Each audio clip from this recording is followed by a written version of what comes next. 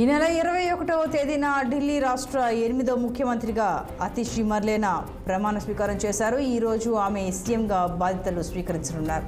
దీంతో పాటు మంత్రివర్గ సమావేశం ఏర్పాటు చేసే అవకాశం కూడా ఉంది. అయితే అతిషి అరవింద్ కేజ్రీవాల్ ప్రభుత్వంలో తాను నిర్వహించిన 13 మంత్రిత్వ శాఖలను సమర్థవంతంగా నిర్వహించారు.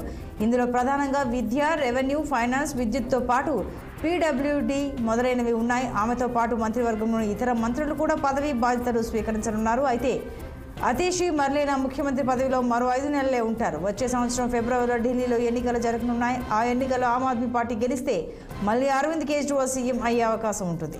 అందువల్ల ఆమెకు పరిపాలన చేసేందుకు 5 నెలలే ఛాన్స్ ఉంది. ఇంత తక్కువ టైంలోనే ఆమె ముఖ్యమంత్రిగా తన మార్కు చూపించాల్సి ఉండనుంది. అదే సమయంలో తన మంత్రిత్వ శాఖలను చూసుకోవాల్సిన పరిస్థితి కూడా ఉంటుంది. మళ్ళీ ఆప్ని అధికారంలోకి తేవాల్సిన బాధ్యత కూడా అతిషిపైనే ఉంటుంది.